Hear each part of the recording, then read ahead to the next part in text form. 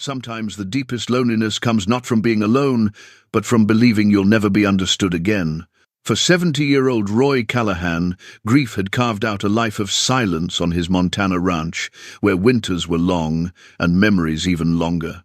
He'd spent years in that solitude, speaking only to his donkey Mercy, convinced his story had already been written. Then, one frozen evening, Mercy led him to a woman collapsed at his gate. Grace was running from something, carrying wounds she wouldn't name. What unfolded between two broken souls in the middle of nowhere would prove that second chances don't come with warning labels. Could a man who'd given up on connection find it again with a stranger who'd given up on trust? Before we continue, tell us where you're watching from, and if this story moves you, make sure you're subscribed, because tomorrow we have something truly special waiting. The ranch had belonged to the Callahan family for 3 generations, though Roy suspected he'd be the last to work this land. The house sat in a valley between 2 low ridges, protected from the worst of the northern winds, but never quite sheltered enough. 200 acres of prairie grass and rocky soil, a barn that leaned slightly to the east, and a creek that ran clear in spring but turned to ice by November. It wasn't much by modern standards, but it had been enough for him and Sarah. Even her name brought a tightness to his chest that 5 years hadn't eased. Roy stood at the kitchen window, his calloused hands wrapped around a chipped mug of coffee that had gone lukewarm. Dawn was just breaking over the eastern ridge, painting the snow-covered landscape in shades of pink and gold. The thermometer outside read 12 degrees. He'd need to break the ice in the water troughs before the cattle got too thirsty. The kitchen was exactly as Sarah had left it. Same yellow curtains she'd sewn herself, same ceramic rooster on the windowsill, same wooden table, where they'd shared 37 years of meals and conversations. Roy had considered changing things after she passed, thought maybe it would help him move forward. But every time he tried, he found himself unable to touch anything that still carried her presence. The wedding ring on his left hand caught the morning light. He twisted it absently, a habit he'd developed over the decades. The gold had worn thin in places, the inside of the band smooth from constant contact with his skin. Sarah had slipped it on his finger in a small church in Billings, back when his hands were smoother and his hair was dark instead of steel grey. "You're dwelling again," he said aloud to the empty room. His voice sounded rough from disuse. Some days, Mercy was the only soul he spoke to. As if summoned by the thought, a bray echoed from the barn. Roy smiled despite himself. Mercy had her own schedule, and she expected him to keep to it. The donkey had been a gift from Sarah, purchased at an auction. 15 years ago, when Sarah decided the ranch needed something with personality. Roy had protested that they already had cattle, 2 horses, and a barn cat with an attitude problem. But Sarah had that look in her eyes, the one that meant her mind was made up. "She'll be good company," Sarah had said, running her hand along the donkey's grey coat. "And she's already named. The previous owner called her Mercy because she showed up at their place during a drought, like a blessing." Roy had rolled his eyes at the sentimentality, but he'd built Mercy a proper stall and made sure she had the best hay. That was how it worked with Sarah.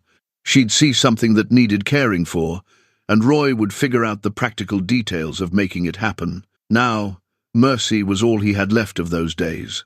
He pulled on his work coat, a heavy canvas thing lined with fleece that had seen better years. His boots were by the door, crusted with yesterday's mud and manure. The morning routine was always the same: feed Mercy, check the cattle, break ice, repair whatever had broken overnight. The repetition was comforting in its way. It gave shape to days that otherwise threatened to blur together into nothing. The cold hit him like a physical force when he stepped outside. His breath formed white clouds in the air, and the snow crunched under his boots with that particular sound it made when the temperature dropped well below freezing. The sky was clear, which meant it would be a bright day but a cold one. No new snow, at least. The last storm had dumped 8 inches, and Roy had spent 2 days digging out. The barn door resisted, ice having formed in the hinges overnight. He put his shoulder into it and felt the familiar protest in his lower back. 70 years old, and his body reminded him of it every morning. but he was still strong enough to work the ranch, still capable of doing what needed doing. That counted for something. Inside the barn, Mercy greeted him with another bray, and an impatient stamp of her hooves. She was 20 now, getting old herself, but she still had plenty of opinions about how things should be run. I know, Roy said, grabbing a flake of hay from the stack. 5 minutes late. You'll survive. Mercy watched him with dark, intelligent eyes as he filled her feeder. She was a small donkey, barely 11 hands high, with a grey coat that had lightened to almost white around her muzzle. Sarah used to say Mercy had an old soul, that she understood more than most people gave her credit for.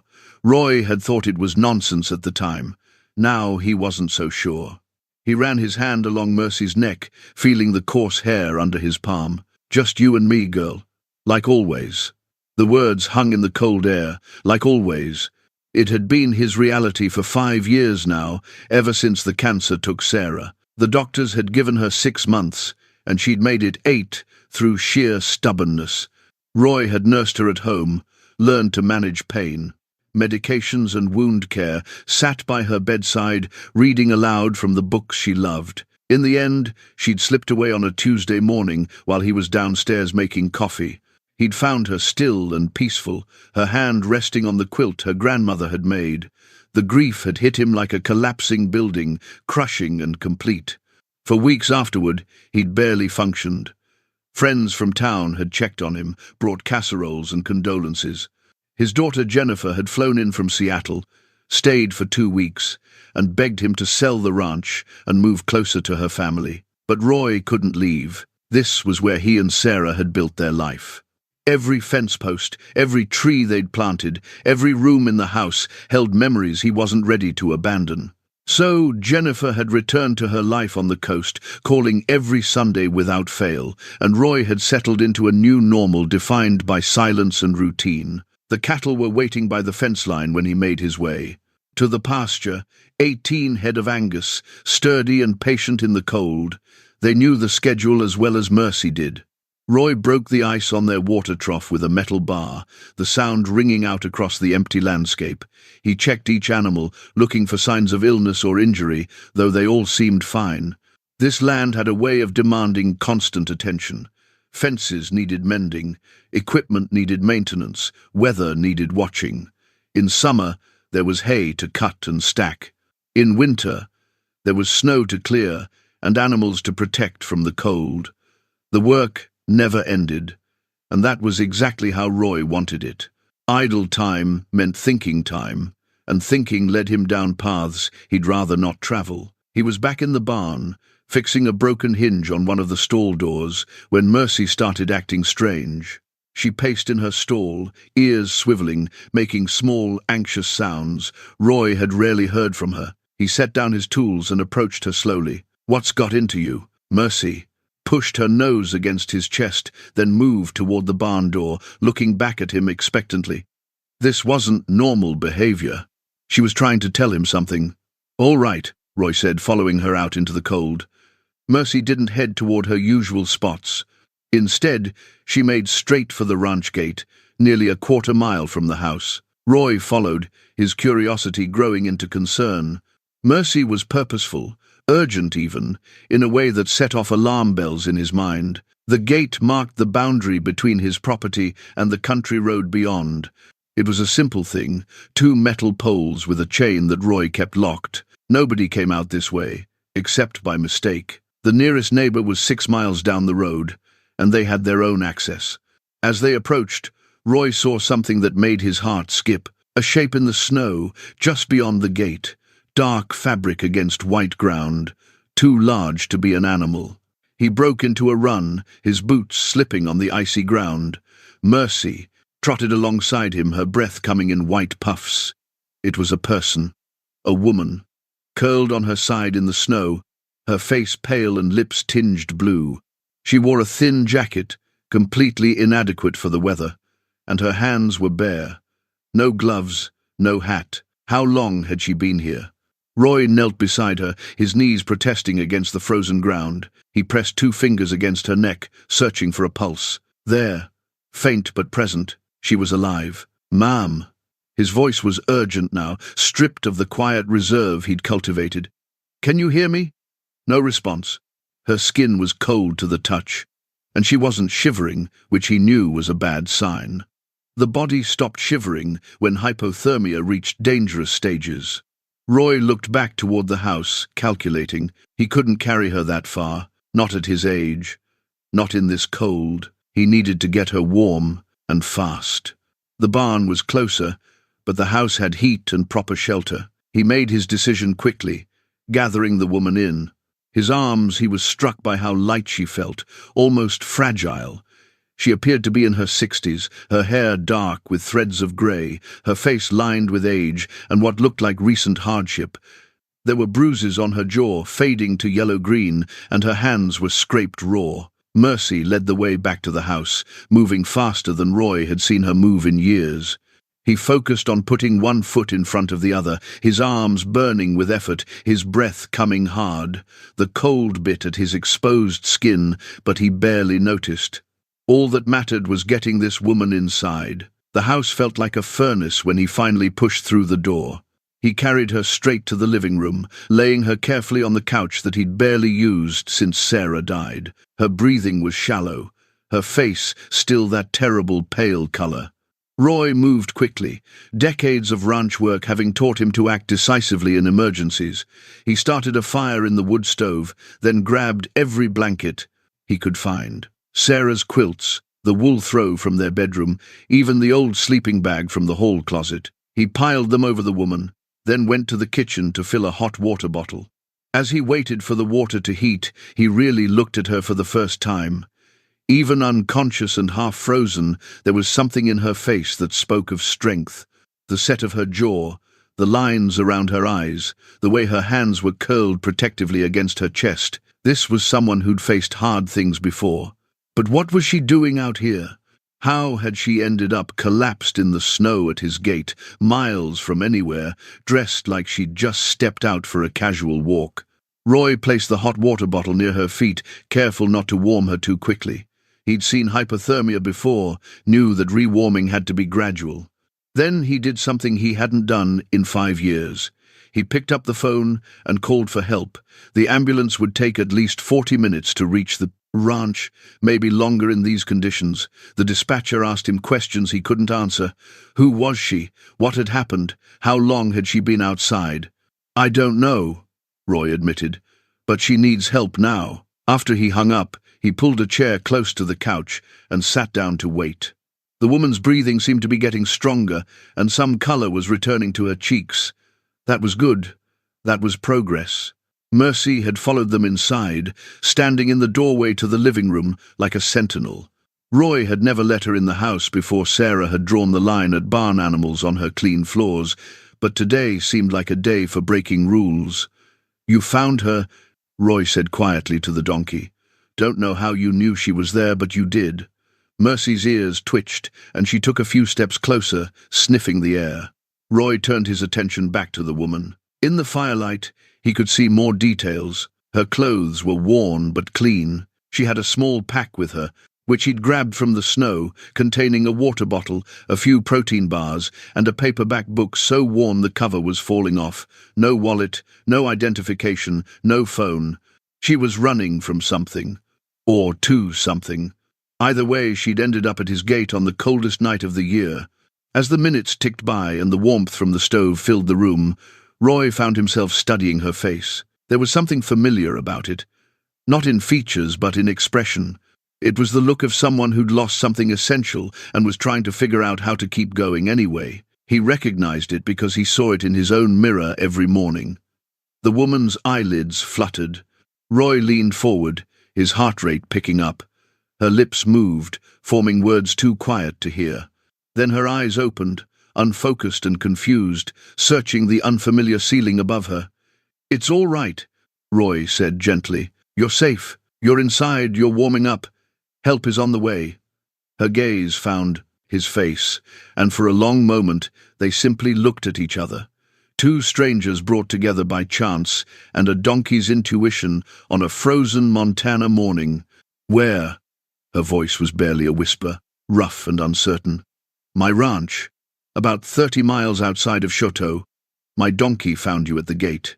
You were pretty far gone." She closed her eyes, and Roy saw a tear slip down her temple. "I'm sorry," she whispered.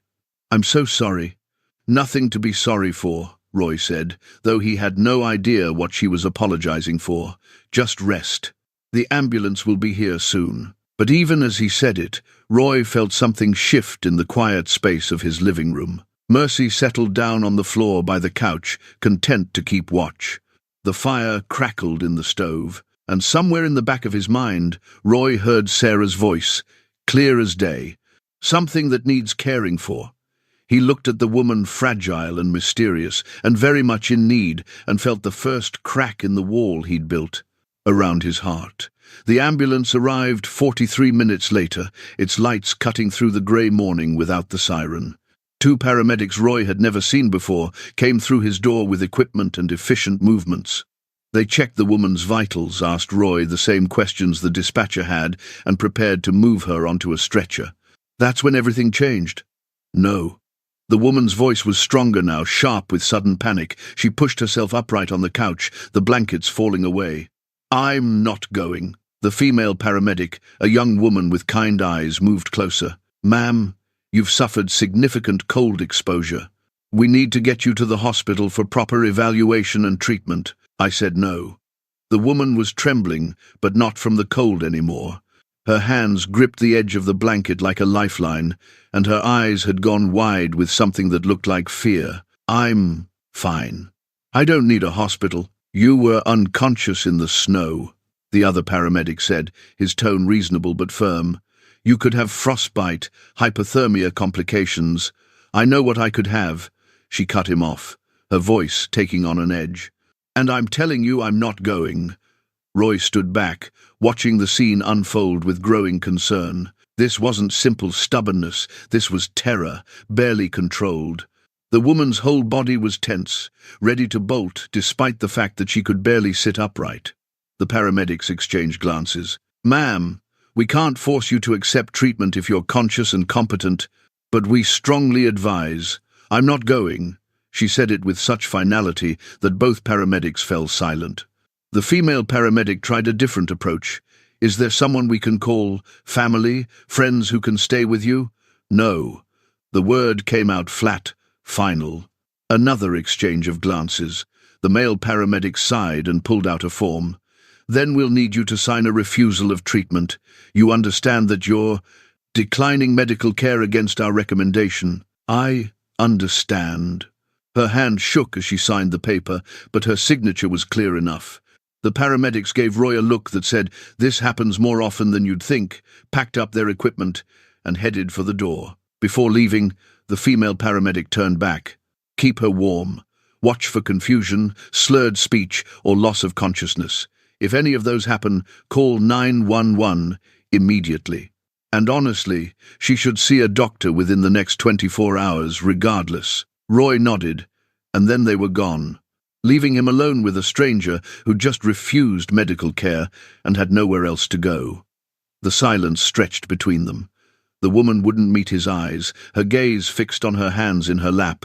Roy could see her fingers were red and raw, the skin damaged from exposure. She needed those hands looked at, needed a proper examination, needed a lot of things she was clearly unwilling to accept. "You got a name?" Roy asked finally, keeping his voice gentle. A long pause. "Grace. Grace." He let the name settle. "I'm Roy Callahan. This is my ranch." She nodded slightly, still not looking at him. "Thank you for bringing me inside. I'll leave as soon as I can." "Leave? To where?" "Anywhere but here." Roy pulled the chair closer and sat down, moving slowly so as not to startle her. "Grace, it's 12 degrees outside. You've got no proper winter gear, no vehicle that I can see, and you can barely stand up. Where exactly do you think you're going?" "That's not your problem." "Well, it kind of became my problem when my donkey found you dying at my gate." He kept his tone mild, conversational. "Now, I'm not going to force you to do anything, but I'd appreciate knowing what I'm dealing with here." Grace finally looked at him. Her eyes were hazel, he noticed, and there was the intelligence in them mixed with exhaustion and wariness. She was evaluating him, trying to decide how much truth she could afford to tell. "I'm just passing through," she said carefully. "I was walking to the next town and I guess I misjudged the distance, or the cold, or both." "Walking from where? Does it matter?" "Might." She was quiet for a moment, her jaw working like she was chewing on words she didn't want to say. "I got off a bus in Chateau yesterday, started walking north. Thought there'd be somewhere to stop before dark, but there wasn't. Chateau's 30 miles south of here, and there's nothing north of my ranch for another 50 miles except national forest and empty land." Roy's voice remained calm, but his concern was growing. "That's not passing through. That's running." Grace's face tightened. "I don't know you. You don't know me. I appreciate the help, but I don't owe you my life story." "Fair enough." Roy stood up, his knees protesting. "But you're in no shape to go anywhere today. Weather report says another storm's coming in tonight.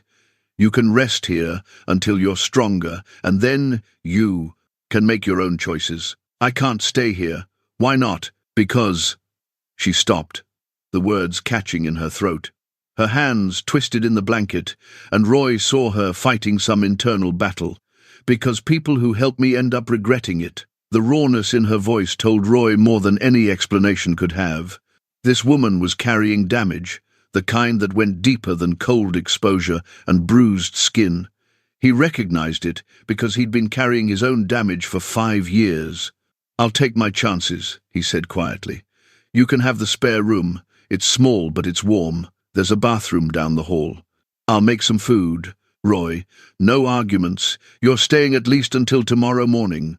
After that, if you still want to leave, I won't stop you." He moved toward the door, then paused. "But I will tell you that running in winter without proper gear is a good way to die. And I don't think you really want to die. I think you just want to stop hurting." Grace stared at him, her expression unreadable. Then she nodded once, a small movement that seemed to cost her something. Roy went to the kitchen and started pulling things from the refrigerator. Eggs, bread, cheese, simple food that would be easy on a stomach that probably hadn't eaten properly in days. As he cooked, he could hear Mercy moving around in the living room, the soft sound of her hooves on the hardwood floor. He'd let her stay inside for now. She'd earned it. The eggs sizzled in the pan, and Roy found himself thinking about the last time he'd cooked for someone other than himself. Jennifer's last visit, maybe. Or no, it had been even longer than that. Since Sarah died, he'd eaten mechanically, rarely tasting what he consumed. Food was fuel, nothing more, but cooking for Grace felt different. It had purpose beyond mere sustenance. When he brought the plate to the living room, Grace was sitting upright, the blanket still wrapped around her shoulders. She'd found the paperback he'd pulled from her pack and was holding it like it was precious. The cover was so worn he couldn't read the title. "Mary Oliver," Grace said, noticing his glance. "Poetry. I've read this book probably 100 times." Roy set the plate on the coffee table. "Sarah liked poetry, had a whole shelf of it. I never understood most of it, but she'd read passages to me sometimes." "Sarah was your wife?" "Yeah." He twisted the ring on his finger. "She passed 5 years ago." Grace looked around the room with new understanding, taking in the feminine touches that Roy had preserved.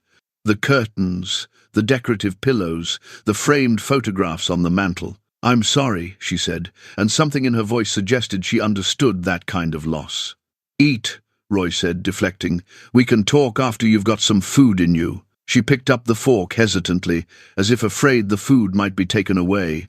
The first bite seemed to unlock something, and she ate steadily, not rushing but not stopping either. Roy watched from his chair, noting the way her shoulders gradually relaxed, the way color continued to return to her face. When she'd finished, she set the plate aside and met his eyes. "I haven't been completely honest with you. I figured. I'm not just passing through. She stopped, choosing her words carefully. "I'm trying to disappear." "From what?" "From who?" Grace pulled the blanket tighter. "My husband. Ex-husband.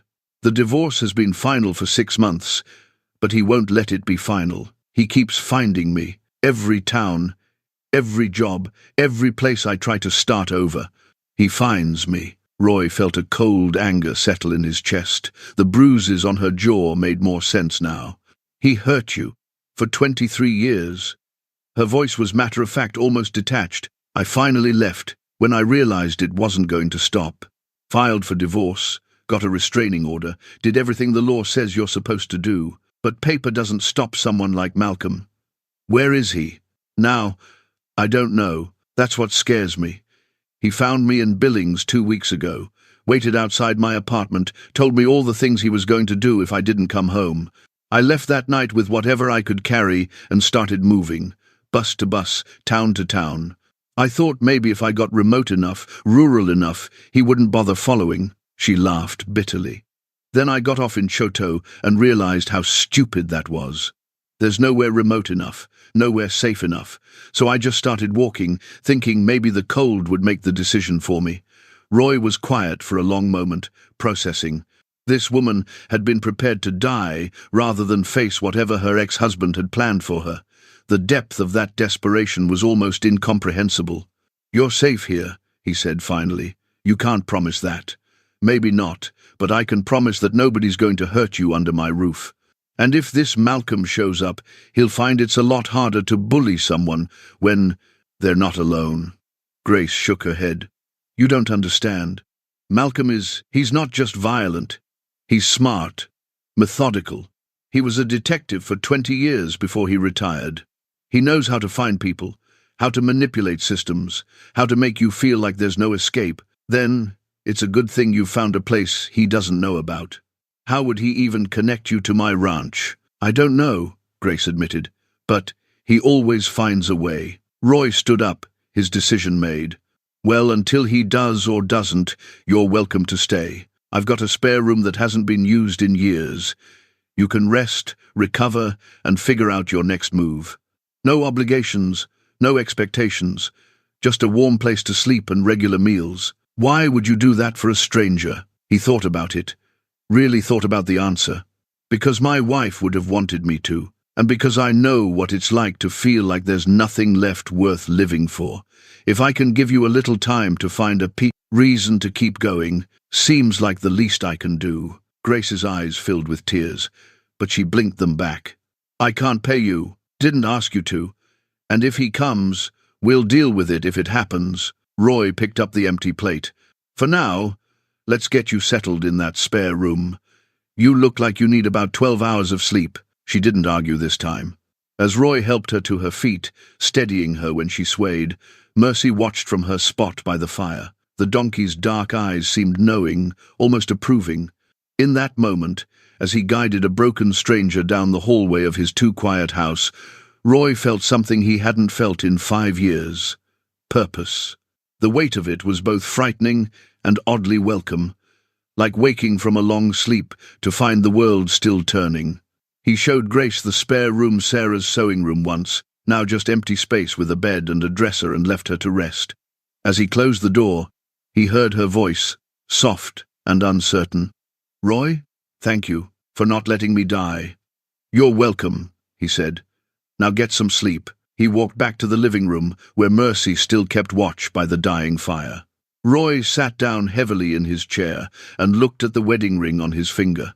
The familiar weight of it felt different now, like maybe it wasn't just a monument to the past anymore. Maybe it was a reminder that he'd once known how to care about someone other than himself. And maybe, just maybe, he could learn how to do that again. Grace slept for 14 hours straight. Roy checked on her twice, opening the door just enough to confirm she was still breathing. The second time, he left a glass of water on the nightstand and one of Sarah's old sweaters folded on the chair. When she finally emerged the next morning, the predicted storm had arrived. Snow fell in thick curtains outside the windows, already accumulating several inches. Grace stood in the kitchen doorway, wearing the sweater over her own thin clothes, looking uncertain about whether she belonged there. "Coffee?" Roy offered, gesturing to the pot on the counter. "Please." Her voice was hoarse from sleep.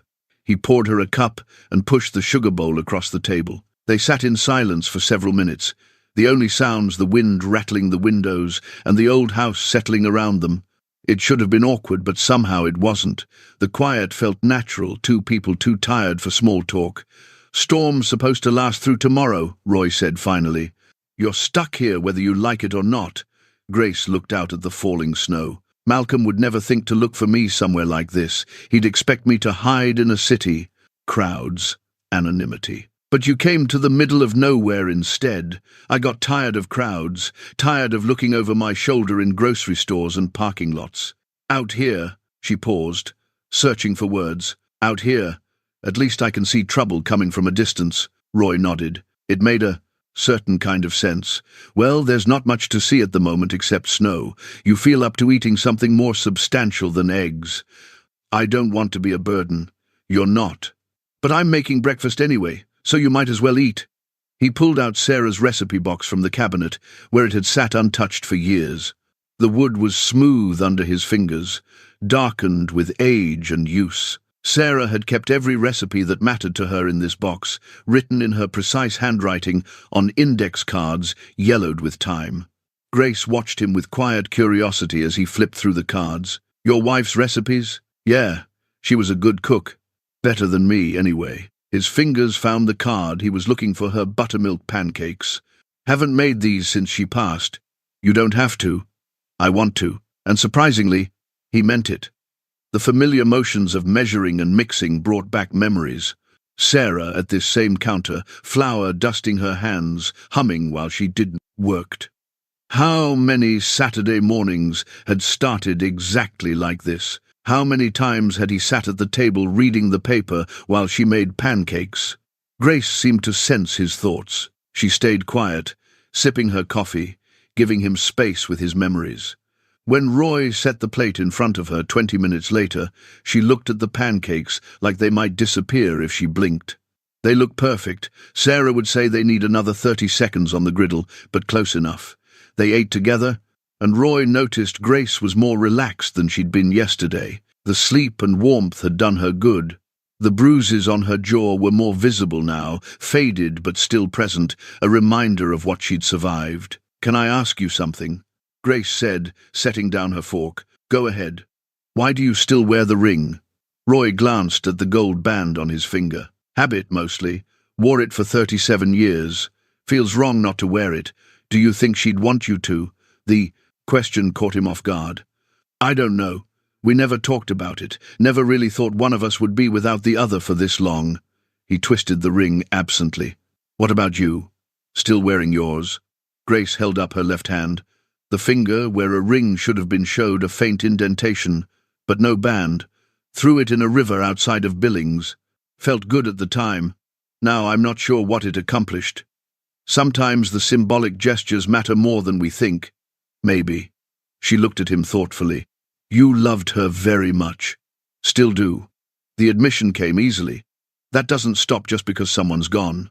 "No," Grace said softly. "I suppose it doesn't." After breakfast, Roy showed Grace around the house properly.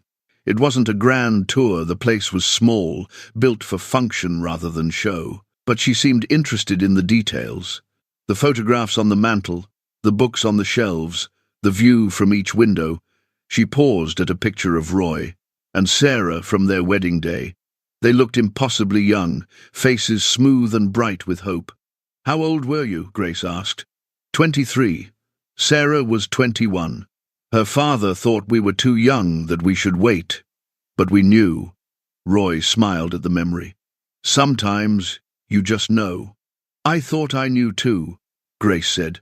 "Malcolm was charming when we met. Attentive. Made me feel like I was the only person in the world who mattered.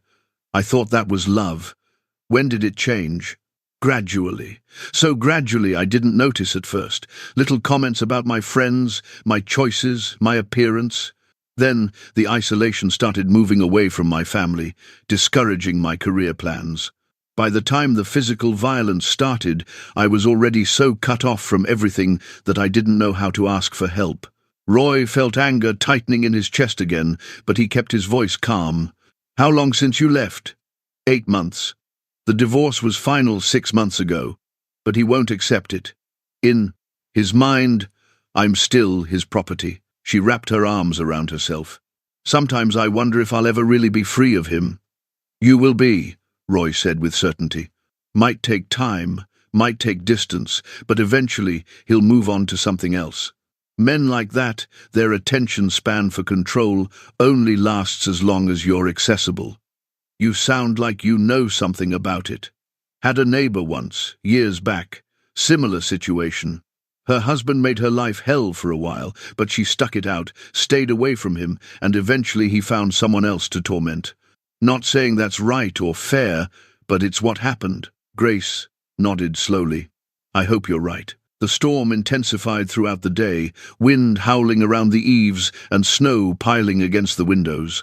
Roy went out twice to check on the animals, coming back both times covered in snow and half frozen. Grace had coffee waiting for him the second time, and he was surprised by how natural it felt to have someone anticipating his needs. "The cattle all right?" she asked, as he peeled off his wet coat. "Yeah, they're tough. Got good shelter in the barn." He warmed his hands around the coffee mug. "Mercy's loving all the attention. I think she's showing off for you. She's a remarkable animal. The way she found me, it's like she knew exactly where to look. Sarah always said Mercy had a sixth sense about things. I used to think that was romantic nonsense, but I'm not so sure anymore." They spent the afternoon in companionable silence. Roy worked on paperwork at the kitchen table, bills, ranch records, things he'd been putting off. Grace read her worn poetry book, occasionally looking up to watch the snow fall. It struck Roy how easy this was. No pressure to make conversation, no awkward attempts to fill the silence. Just two people sharing space, both comfortable with their own thoughts. Around dinner time, Grace stood up and stretched. "Can I help with something? Cooking, cleaning, anything? I feel useless just sitting here," Roy considered. "Can you cook?" "I managed to feed myself and Malcolm for 23 years, so I'd say yes." "All right then. There's chicken in the fridge and vegetables in the bin. Surprise me." He watched as Grace moved around the kitchen with purpose, her earlier hesitation gone. She found what she needed without asking, worked efficiently, seemed to know her way around a stove. Within an hour, the house smelled like roasted chicken and herbs. They ate at the table, the storm still raging outside. The food was good, better than good. Roy couldn't remember the last time he'd had a proper meal that wasn't reheated leftovers or something thrown together from cans. "This is excellent," he said. Grace smiled, the first real smile he'd seen from her. Cooking was one of the few things Malcolm never criticized. He liked good food too much. Well, his loss is my gain. After dinner, they cleaned up together. Roy washed, Grace dried, and they worked in the same easy rhythm they'd found earlier. When everything was put away, Grace excused herself to her room, and Roy was left alone in the quiet house.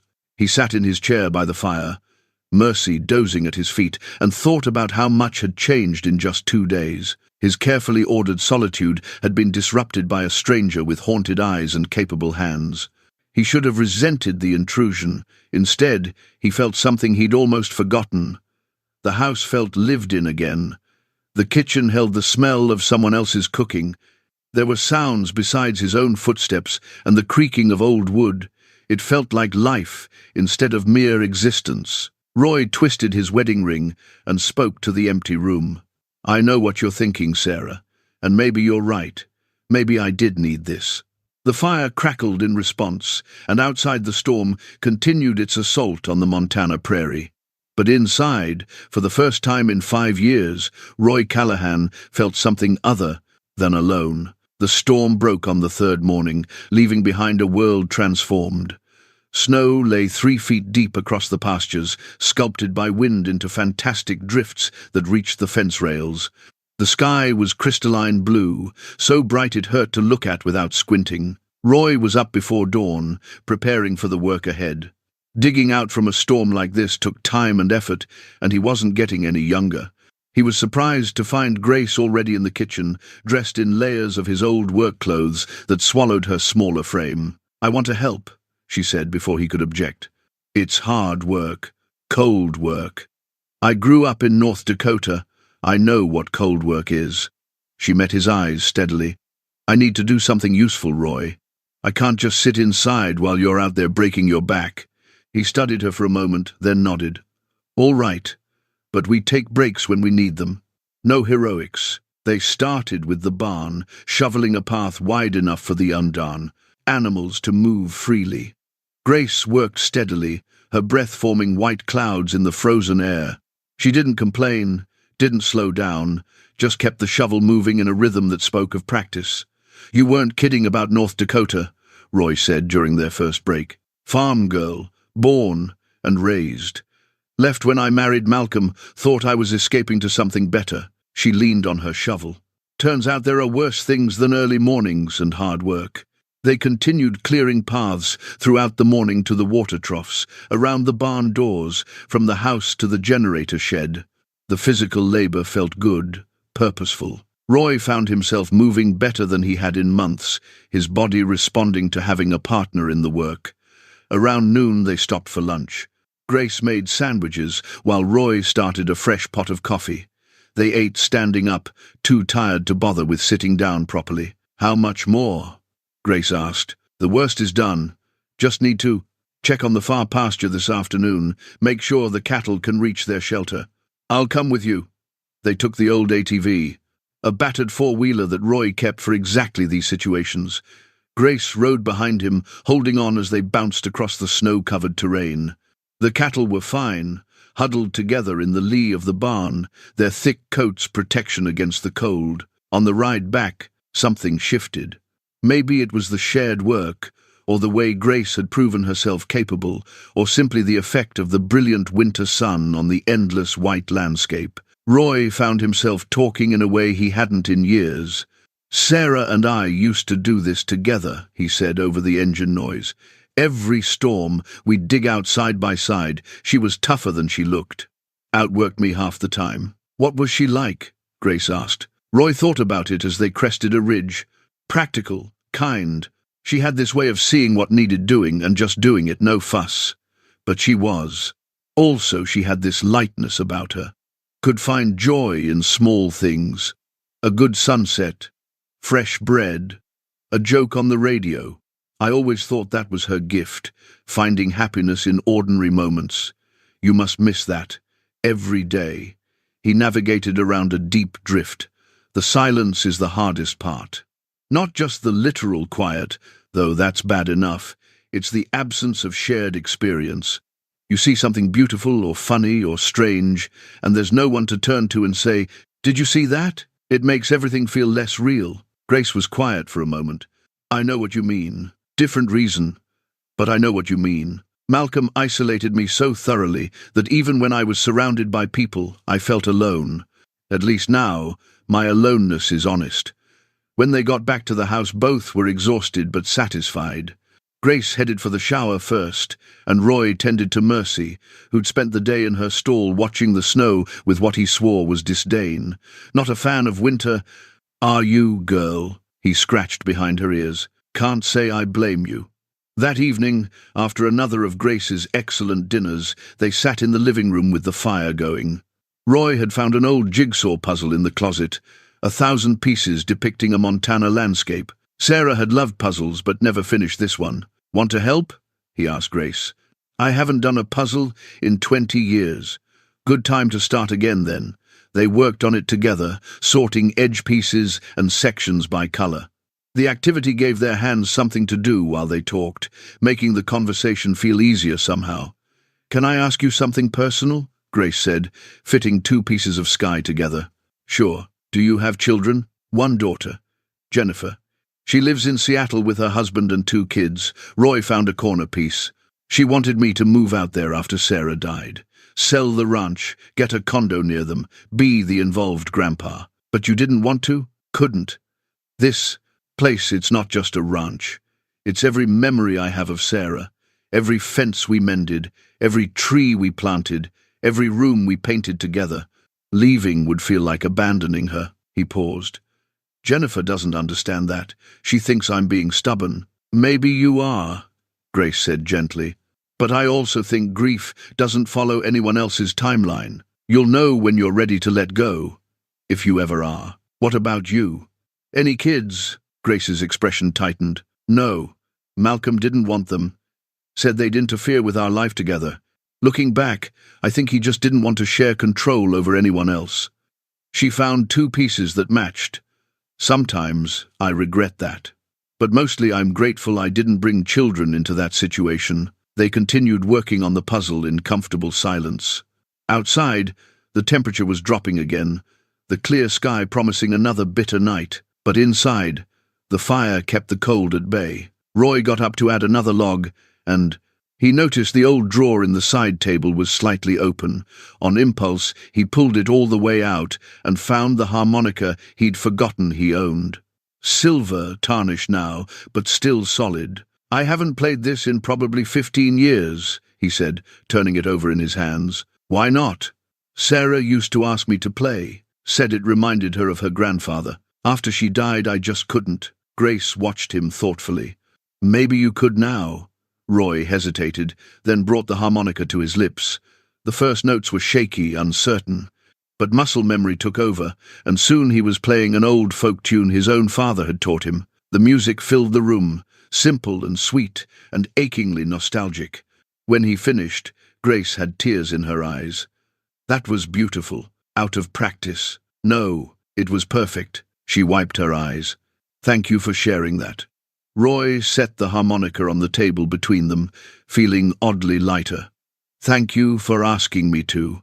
They returned to the puzzle, but something had shifted again.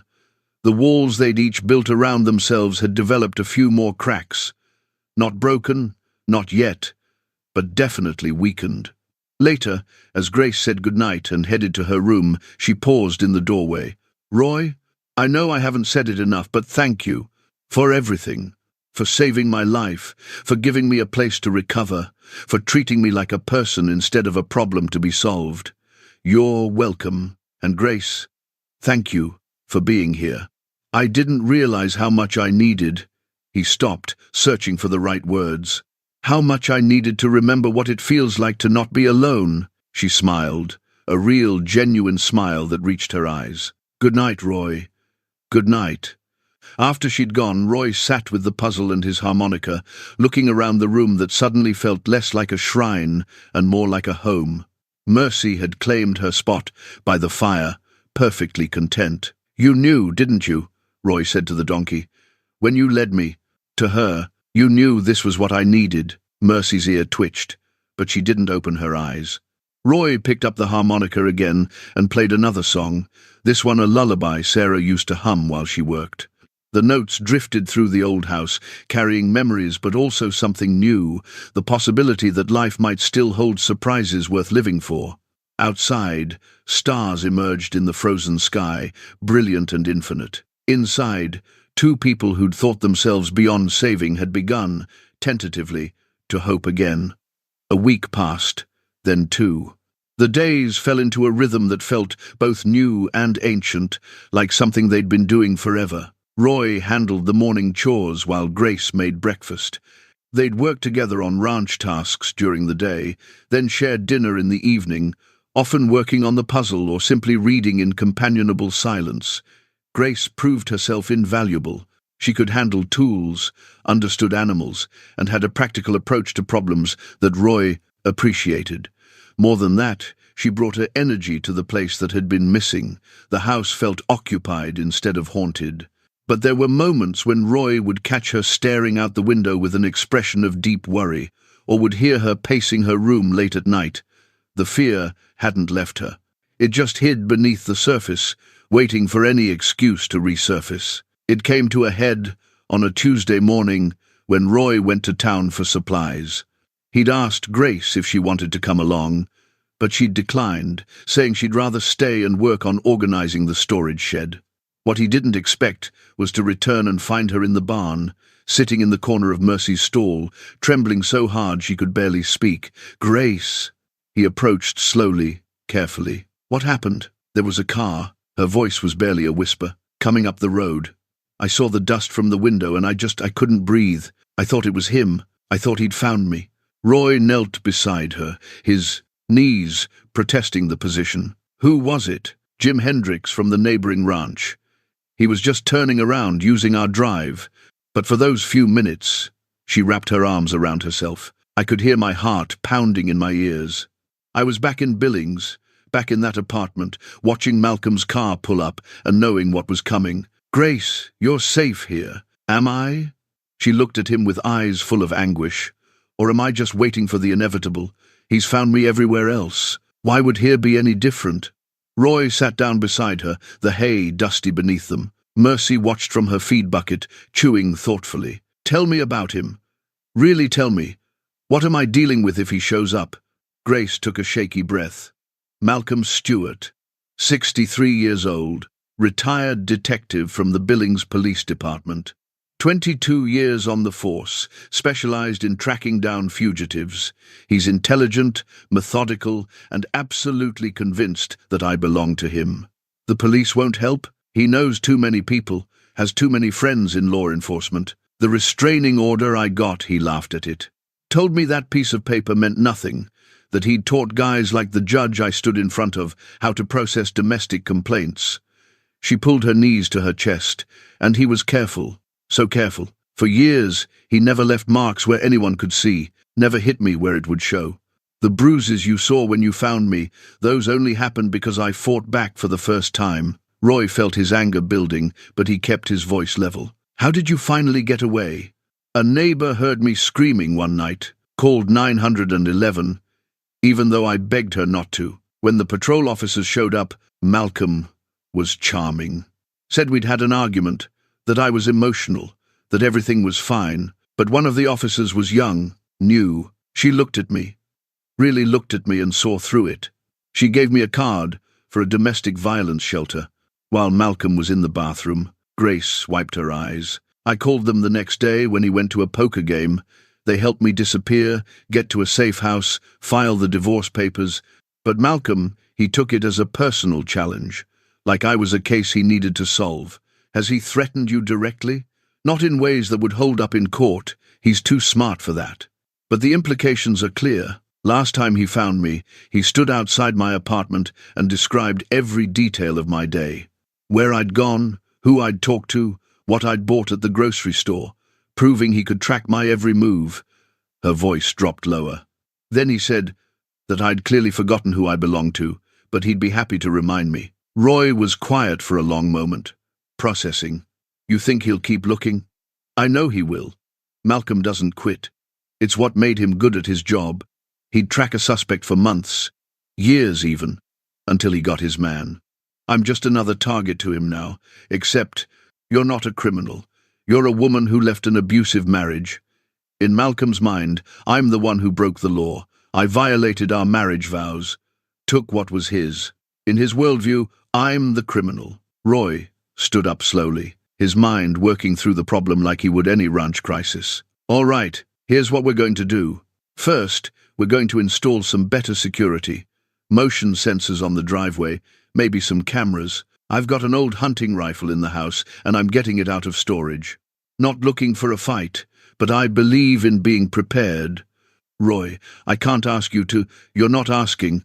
I'm offering." He extended his hand to help her up. "Second, you're going to teach me everything you know about Malcolm, his patterns, his methods, his habits. If he does show up, I want to know what I'm dealing with." Grace took his hand and stood. "Why are you doing this?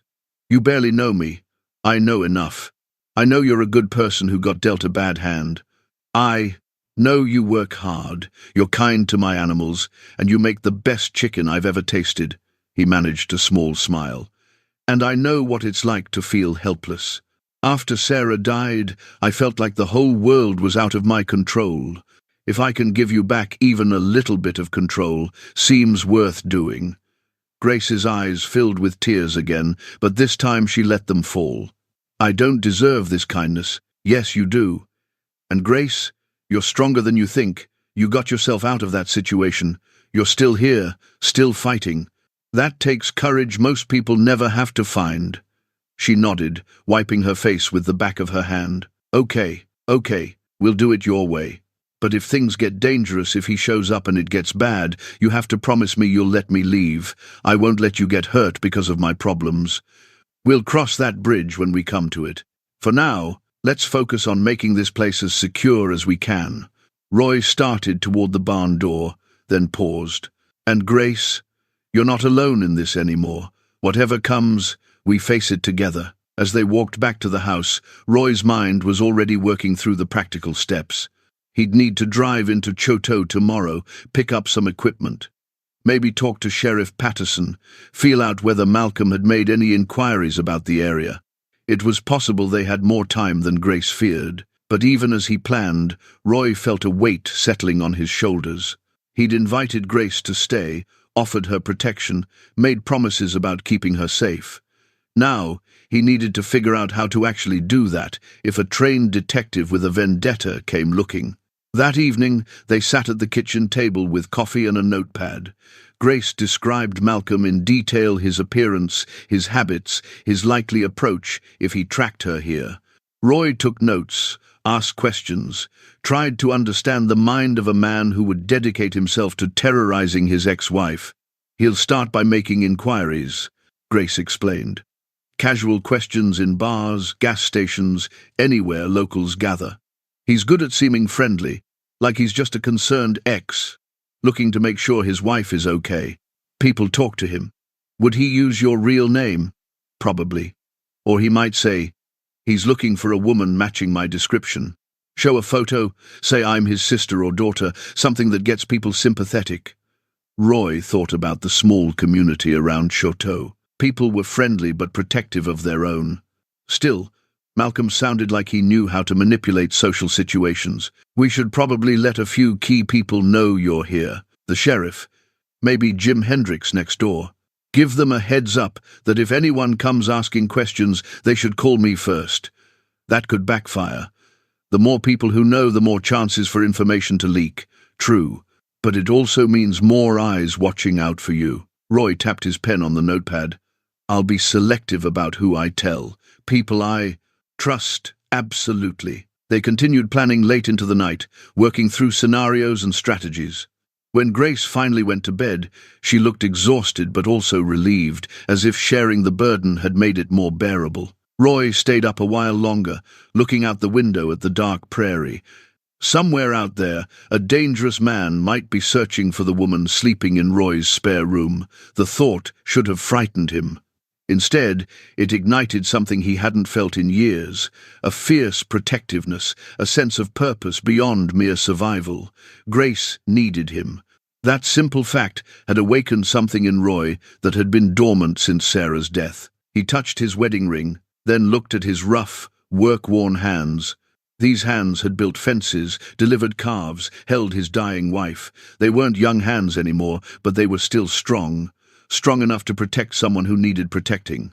Strong enough to stand between Grace and whatever darkness was, hunting her. "I hope you approve, Sarah," he said quietly to the empty room, "because I'm all in now." Outside, the wind picked up, rattling the windows.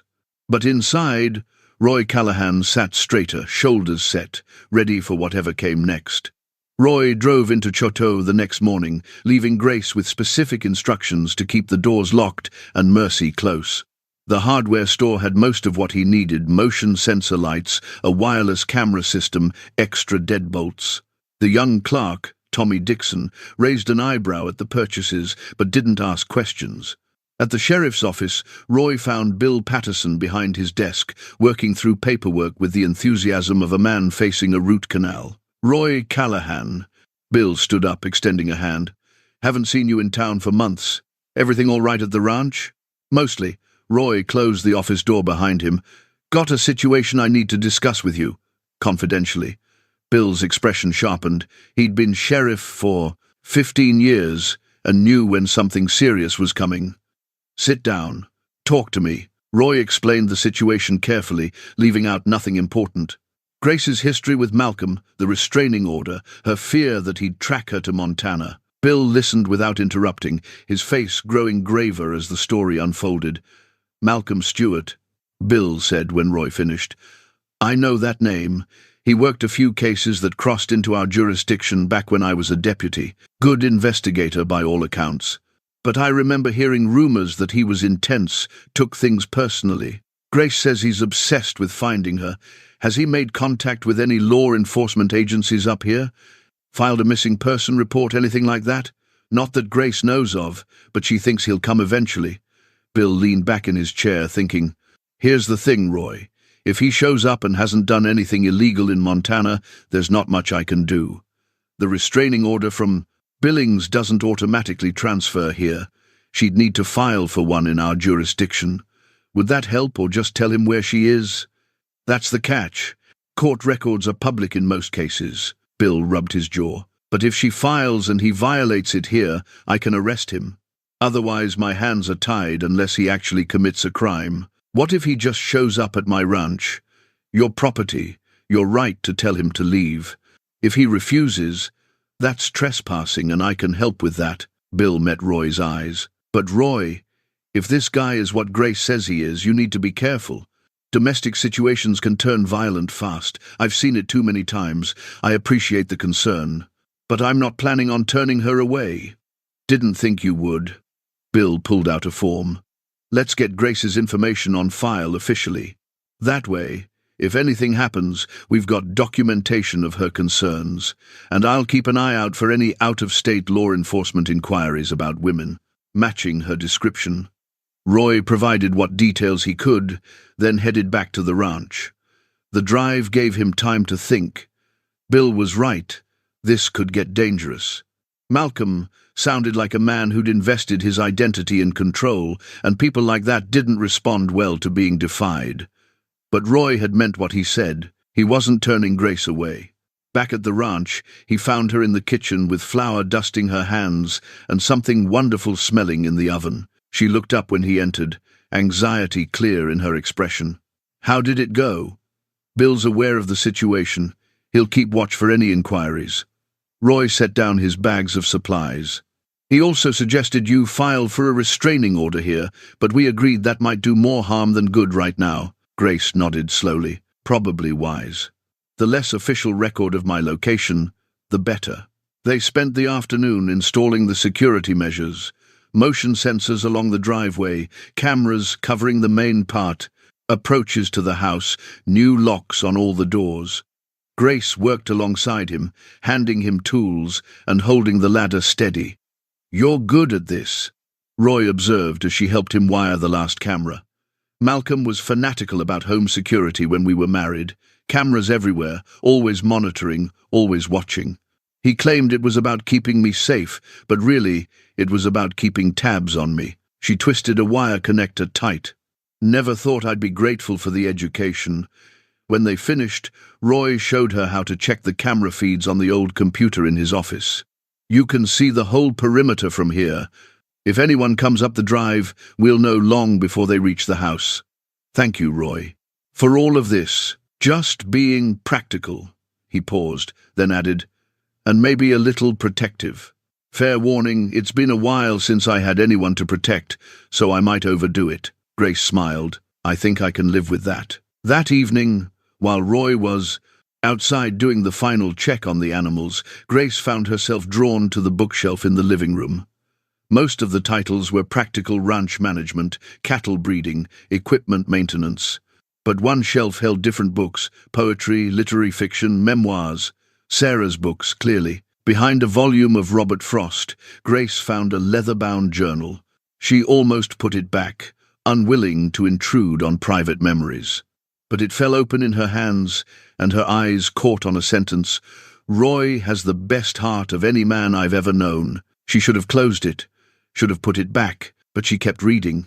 The journal entries were dated from Sarah's final year, short observations mostly about daily life on the ranch. But woven through them were reflections on Roy, his kindness, his steady presence, his quiet strength. And in one entry from 2 months before Sarah's death, words that made Grace's breath catch. "I worry about Roy after I'm gone. He's never been good at being alone.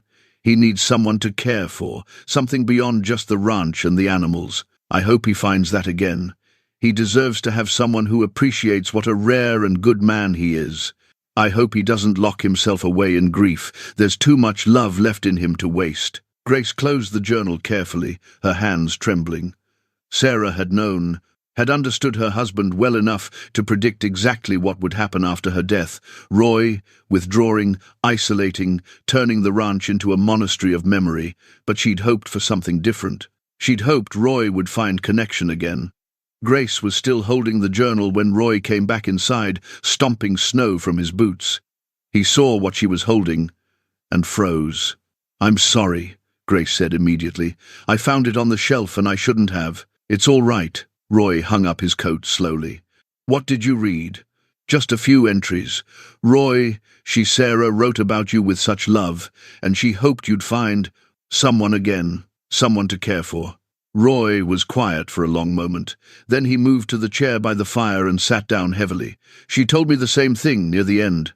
Said she didn't want me turning into a hermit. I told her I'd be fine, that I'd keep living my life. But we both knew I was lying." Grace sat across from him, the journal still in her hands. "She sounds like she was a remarkable woman." She was. Smart, capable, warm, everything I wasn't. "I always wondered what she saw in a beat-up rancher like me." He smiled sadly. "But she chose me anyway, and I tried my best to deserve that choice every day we had together. You succeeded. That's clear from everything she wrote." Roy looked at Grace, really looked at her, and something passed between them, an understanding that went beyond words. They were both scarred, both carrying losses that had reshaped them, but they were also both still here, still capable of connection despite everything. "I think Sarah would have liked you," Roy said quietly. "She had a soft spot for people who'd been through hard times. Said it gave them character. I would have liked her too. Anyone who could love you this well must have been special." The words hung in the air between them, weighted with meaning neither of them was quite ready to examine. Grace stood up, suddenly flustered, and placed the journal back on the shelf. "I should start dinner," she said. "Grace, it's all right, Roy. I understand." She managed to smile. "And for what it's worth, I think you're doing exactly what Sarah hoped you'd do. You're caring for someone who needs it.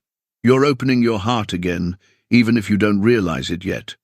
She left the room before he could respond, leaving Roy alone with his thoughts and the ghost of his wife's hopes for him. Later that night, after Grace had gone to bed, Roy pulled out the journal and read through it himself. Sarah's words felt like a gift and a challenge both.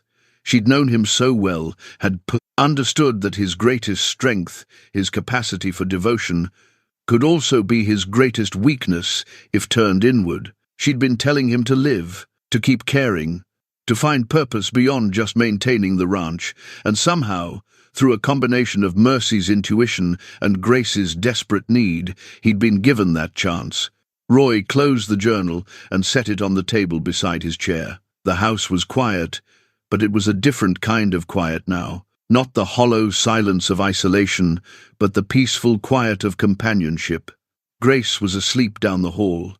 Mercy was dozing by the fire. The cameras watched the perimeter, the motion sensors stood ready. They were preparing for a threat that might never come. But even if Malcolm never found them, something had already changed. Roy had stepped out of his grief-built fortress and let someone in, and he found he didn't regret it. Not one bit. 3 weeks had passed since Grace collapsed at Roy's gate. 3 weeks of growing, comfortable, of routines that felt almost normal, of guards slowly lowering. They'd kept the security measures active, checked the cameras regularly, stayed vigilant. But as days became weeks with no sign of Malcolm, it became easier to hope he'd given up, moved on, or simply failed to pick up her trail. That hope died on a Friday afternoon when the motion sensor on the driveway chimed. Grace was in the kitchen making bread, her hands dusted with flour. Roy was in the barn repairing a broken fence post. The chime from the computer in the office was quiet, but Grace heard it. She froze, her heart immediately racing. It could be nothing. Jim Hendricks turning around again. A delivery truck that took a wrong turn. Any number of innocent explanations. But when she pulled up the camera feed, her worst fear materialized on the screen. A dark blue sedan was making its way up the long driveway. And behind the wheel, even through the grainy camera image, she recognized the set of those shoulders, the shape of that head. Malcolm. Grace's legs almost gave out. She gripped the desk for support, her breathing coming in short gasps. He'd found her. After 3 weeks of peace, of beginning to feel safe, Malcolm had tracked her to the one place she'd thought might be beyond his reach. She had maybe 2 minutes before he reached the house. Grace ran to the barn, her legs shaking so badly she nearly fell twice. Roy looked up from his work when she burst through the door, and his expression immediately shifted from surprise to alarm. "He's here." The words came out strangled. "Malcolm, he's coming up the drive." Roy dropped his tools and moved fast for a 70-year-old man. "Get inside. Lock the doors. Stay away from the windows. I'll handle this." "Roy, you don't understand. He's dangerous." "I understand perfectly. Now get inside. Trust me." Grace wanted to argue, wanted to grab Roy and run, wanted to do anything except face what was coming. But the certainty in Roy's... The voice cut through her panic. She ran back to the house, locked the door behind her, and then stood frozen in the kitchen, listening to the sound of tires on gravel growing closer. Roy walked to the front of the house with deliberate calm, placing himself between the approaching vehicle and the front door. His hunting rifle was in the house, but he'd made a conscious choice to leave it there. This needed to be handled carefully, not with weapons. The sedan pulled to a stop, 20 feet away. Roy watched as a man emerged, tall, well-built despite his age, with silver hair and the bearing of someone used to command. He wore slacks and a dress shirt despite the cold, and his eyes swept the property with professional assessment. This was Malcolm Stewart, and Roy understood immediately why Grace had been so afraid. There was something in the man's posture, in the way he moved, that spoke of absolute confidence in his right to be here, to demand answers, to take what he believed was his. It was the stance of someone who'd never been told no in a way that mattered. "Can I help you?" Roy called out, his voice level and calm. Malcolm approached with his hands visible, non-threatening, a small smile on his face. Every move calculated to seem reasonable. "I hope so. I'm looking for my wife. I have reason to believe she might have come this way." "Your wife?" "Ex-wife, technically, but in my heart, she'll always be mine." Malcolm pulled out his phone and showed Roy a photograph. It was Grace, smiling in what looked like a family photo from years ago, before the fear had etched permanent lines around her eyes. "Her name is Grace. Grace Stewart. Have you seen her?" Roy studied the photo, then looked back at Malcolm with an expression of polite confusion. "Can't say I have. But I don't see many people out here. Pretty isolated." "I understand. But she's not well. She has some mental health issues, tends to wander, gets confused. I'm very worried about her, especially in this cold." Malcolm's voice was smooth, concerned, perfectly calibrated to generate sympathy. "I've been tracking her movements through various towns, and the trail led here. I'm sorry to hear about your wife's troubles, but I haven't seen anyone matching that description." Malcolm's smile didn't waver, but his eyes hardened slightly. "Mind if I look around? Just to put my mind at ease?" "Actually, I do mind. This is private property. I understand. But surely you can appreciate a husband's concern for his missing wife?" Malcolm reached into his pocket and pulled out a wallet, flipping it open to show a retired detective's badge. "I was on the force for over 20 years. I know how to conduct a proper search, won't disturb anything." Roy didn't look at the badge. "Retired law enforcement doesn't give you the right to search my property without permission, and I'm not giving permission." For the first time, Malcolm's pleasant facade cracked slightly. "Mister, I didn't catch your beast's name." "Didn't give it. Right. Look, I'm trying to be reasonable here. I'm a worried husband looking for his wife. If you've seen her, and you're hiding her, you need to understand that's interfering with a domestic situation. There are legal consequences for that." "Are there?" Roy's voice remained calm, but there was steel underneath. "Because, from where I stand, you're a man on my property making vague threats. Now, you've asked your question, and I've given my answer. I think it's time for you to leave." Malcolm's jaw tightened. He studied Roy for a long moment, and Roy had the uncomfortable sensation of being analyzed, categorized, assessed for weaknesses. "You're Roy Callahan," Malcolm said finally, "owner of this ranch for 37 years, widower, one daughter in Seattle. You keep to yourself, barely come into town. People say you're honest, but stubborn. Roy felt a chill that had nothing to do with the temperature. Malcolm had done his research, knew exactly who Roy was, which meant he'd likely already confirmed that Grace was here. Sounds like you've been asking questions about me. Little invasive for a stranger. I'm a detective. Was a detective. Research is what I do. Malcolm took a step closer. Here's what I think, Mr. Callahan. I think Grace is here. I think she fed you some story about me being abusive, about her needing to hide. Grace is very good at playing the victim. It's one of her patterns. If she was here, which I'm not saying she is, maybe she has good reason to hide from you. You don't know what you're dealing with. Grace is manipulative. She'll make you care about her, make you think you're protecting her, when really she's just using you until something better comes along. She's done it before. Roy shook his head slowly. I've lived 70 years, long enough to know when someone's spinning tales, and right now, all I'm hearing from you is a man who can't accept that his wife left him. That's not my problem, but you being on my property uninvited is. Malcolm's expression went cold, the last pretense of friendliness dropping away. You're making a mistake, a serious mistake. Grace is my wife, ex-wife, and I will find her. If you're helping her, you're putting yourself in the middle of something you don't understand. I have resources, connections. I can make your life very difficult. Son, I'm 70 years old and I've buried the love of my life.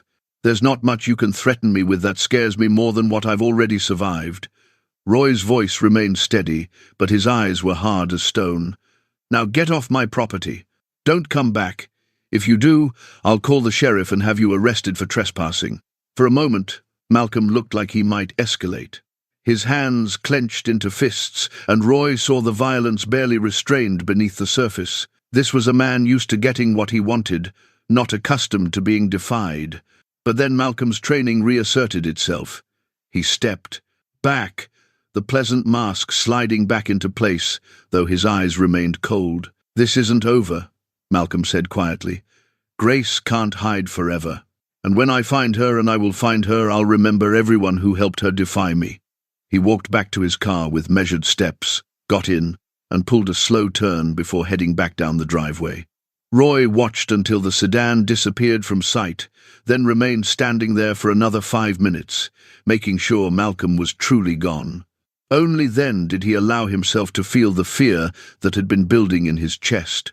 Inside the house, Grace was huddled in the corner of the kitchen, her arms wrapped around her knees, tears streaming down her face. She looked up when Roy entered, her expression devastated. "He knows I'm here," she whispered. "You sent him away, but he knows." Malcolm always knows. Roy knelt beside her, his knees protesting but ignored. "Grace, listen to me. He suspects, but he doesn't know for certain, and, even if he did, it doesn't matter. This is my property, and I decide who's welcome here. You don't understand what he's like, what he'll do. He won't just give up and leave. He'll watch, he'll wait, he'll find a way to what? He can't force his way in here. He can't make you leave against your will. And if he tries either of those things, he'll be the one facing legal consequences." Grace shook her head, her whole body trembling. "Legal consequences don't scare him. He knows how to work around laws. He spent his whole career doing it." Roy sat down beside her on the floor, his back against the cabinet. "Then we'll have to be smarter than him. We knew this might happen. We prepared for it. Now we adapt and keep going. I should leave, before he comes back with whatever he's planning. I won't let you get hurt because of me." "No," Roy's voice was firm. "You're not leaving, and I'm not letting you face him alone. We're past that point, Grace. You're under my protection, now. And I don't give up on people I've committed to protecting." She looked at him with red, swollen eyes. "Why? Why would you put yourself at risk for me?" Roy thought about Sarah's journal, about her hope that he'd find purpose again after her death, about the weeks of companionship that had reminded him what it felt like to care about someone's well-being beyond his own, about the simple fact that this frightened woman deserved better than to spend her life running from a monster, because "It's the right thing to do," he said simply. "And because you've reminded me that I still have something worth offering the world. I'm not letting Malcolm take that away from either of us." Grace leaned against him, and Roy put his arm around her shoulders. They sat there on the kitchen floor while the afternoon faded to evening, two people who'd found each other by accident, now bound together by choice. Outside, unknown to them, Malcolm sat in his car a mile down the road, studying the photographs he'd taken of the ranch, of Roy, of every detail that might prove useful. He'd found Grace. He knew she was there, despite the old man's denials, and Malcolm Stewart had never failed to retrieve what belonged to him. The game had entered a new phase, and this time, Malcolm thought with grim satisfaction, he held all the advantages. The first thing Roy did after Malcolm left was call Sheriff Patterson. Bill arrived within the hour, his patrol car kicking up dust on the dry parts of the driveway that the sun had cleared. Roy explained what had happened while Grace sat at the kitchen table, hands wrapped around a mug of tea she wasn't drinking. Bill listened, taking notes, his expression growing more serious as the story unfolded. "The problem is, he didn't actually do anything illegal," Bill said when Roy finished. "Came onto your property, asked questions, left when you told him to. Technically, he behaved himself. He threatened me, said he'd make my life difficult. That's borderline. But without witnesses or recording, it's your word against his. And unfortunately, he's got a lot of credibility as a retired detective." Bill turned to Grace. "Ma'am, I know this is hard, but I need to ask, is there any documented evidence of his abuse? Hospital records, police reports, anything concrete?" Grace shook her head. "He was too careful for that. For 23 years, he made sure never to leave evidence." "What about the restraining order from Billings?" "It exists, but it's jurisdiction-specific, and Malcolm knows exactly how to stay just on the legal side of things." Bill sighed heavily. "I was afraid of that. Look, here's what I can do. I can have a deputy patrol out this way more frequently. I can document today's incident in case it becomes part of a pattern. And if he comes back and you tell him to leave and he doesn't, that's trespassing and I can arrest him for that." "That's it?" Roy's frustration was evident. "Unless he actually commits a crime in my jurisdiction, my hands are tied." Bill looked apologetic. "I know that's not what you want to hear, but the law has limits, especially when dealing with someone who knows how to work around it." After Bill left, Roy and Grace sat in heavy silence. The threat that had been theoretical was now real and immediate. Malcolm knew where she was. He'd come once, and he'd come again. "I have an idea," Roy said finally. "But you're not going to like it." Grace looked up. "What?" "We document everything from now on. Every time he shows up, we record it. Video, audio, detailed notes. We build a case that even his connections can't dismiss." "Roy, that means letting him come back, letting him get close." "I know, but right now we're reacting to him. We need to turn this around, make him the one who's vulnerable. If we can prove a pattern of harassment, stalking, threats, that's something even a retired detective can't talk his way out of." Grace was quiet for a long time, thinking, "It's risky. Malcolm is unpredictable when he's challenged, so we make the ranch as secure as we can. We don't take chances, but we also don't run." Roy reached across the table and took her hand. "Grace, if we run now, you'll be running forever. He'll know he can push you wherever you go. We need to make a stand." She looked down at their joined hands. Roy's were rough with calluses, marked by decades of hard work. Hers were smaller, softer, but marked with their own scars. Two sets of damaged hands, holding on to each other. "All right," she said finally. "We make a stand. But Roy, if things get dangerous, really dangerous, you promise me you'll back down. I won't have your blood on my hands. Same goes for you. We protect each other or we don't do this at all." That evening, they reinforced the ranch's security measures.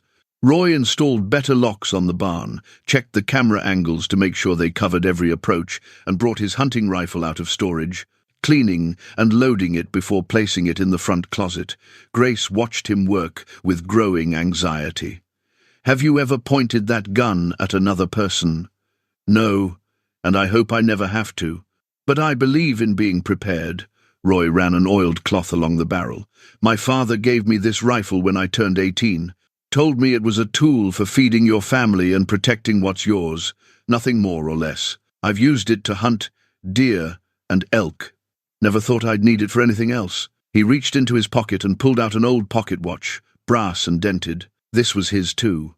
He carried it every day of his life, said it reminded him that time was precious and you had to stand for something before it ran out. He stood up to some men once who were trying to cheat a neighbor out of his land. Risked everything to do what was right. Grace took the watch carefully, feeling its weight. What happened? He won, not easily, not without cost, but he won because he refused to back down when he knew he was right. Roy took the watch back and slipped it into his pocket. I'm my father's son, and I'm not backing down from Malcolm Stewart. Over the next few days, they settled into a new routine, defined by vigilance. They checked the cameras every few hours. They never went outside without telling the other where they'd be. They kept the doors locked even during daylight. The easy comfort they'd built over the previous weeks was now underlaid with constant tension. But something else was building too, something neither of them wanted to name. The forced proximity, the shared danger, the knowledge that they were trusting each other with their lives. It created an intimacy that went beyond simple companionship. Roy found himself noticing small things.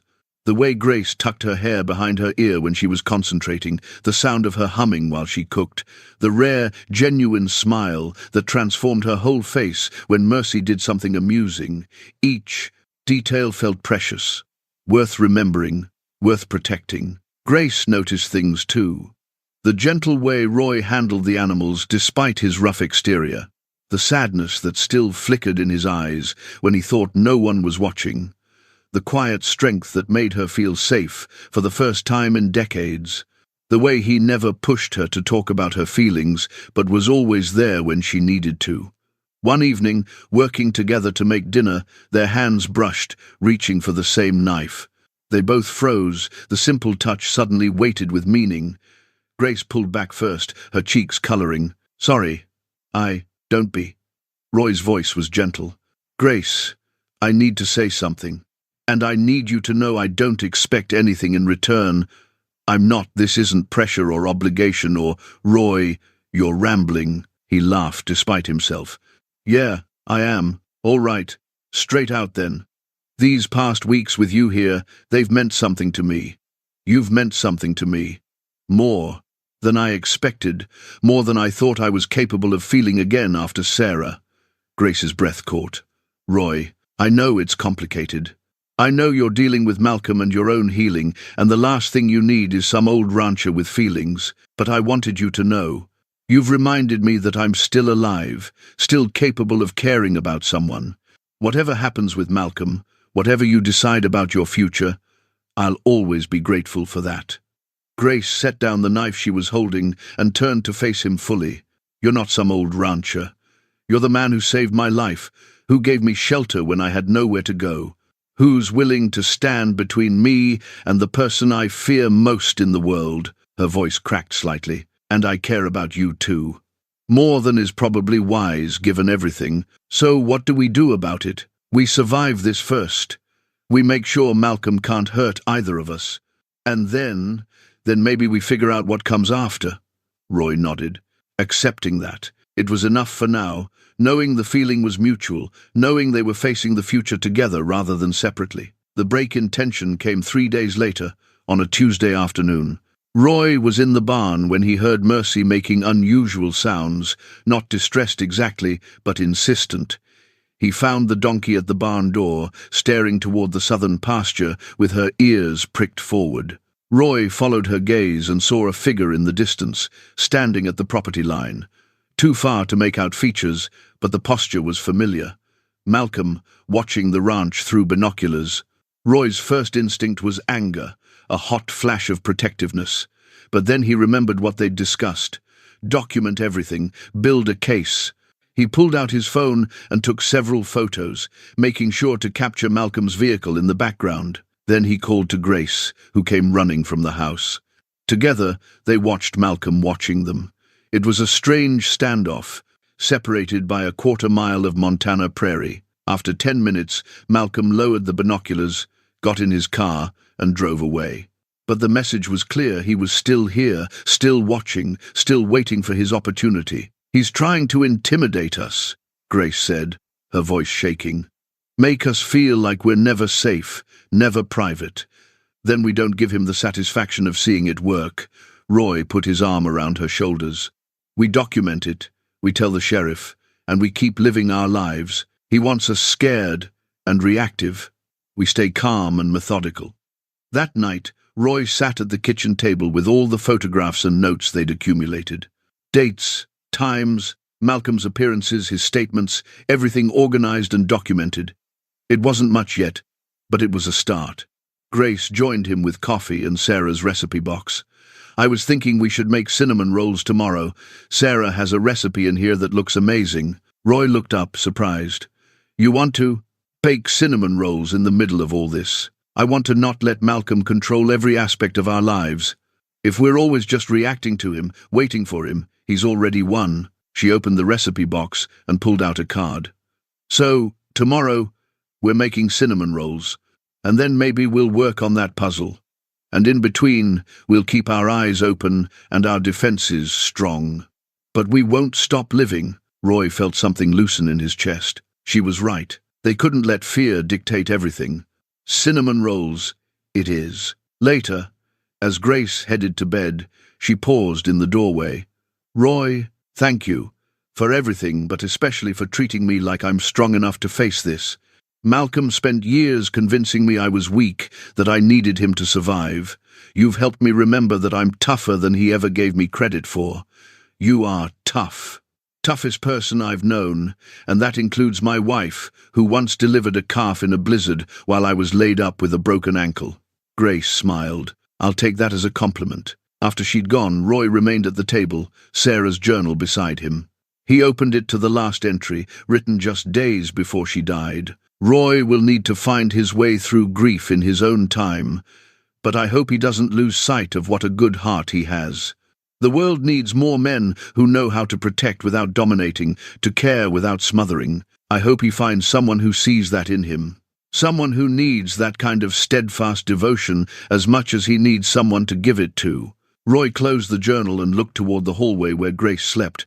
Sarah had been right about so many things. And maybe, just maybe, she'd been right about this too. The threat from Malcolm was real and growing, but so was the bond between Roy and Grace, forged in shared danger and mutual respect. Whatever came next, they would face it together. And that, Roy thought as he finally headed to bed, made all the difference. The confrontation came on a Sunday morning, exactly 1 week after Malcolm's first visit. Roy was in the barn doing early feeding when the motion sensors went off. Not the slow approach of a car this time, but multiple alerts, triggering in sequence someone moving on foot across the property. Roy's blood went cold. He grabbed his phone and called the house.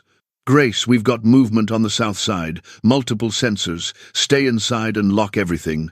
"I'm calling the sheriff." But even as he dialed 911, Roy knew the sheriff's office was 40 minutes away on a good day. Whatever was happening, it would be over long before help arrived.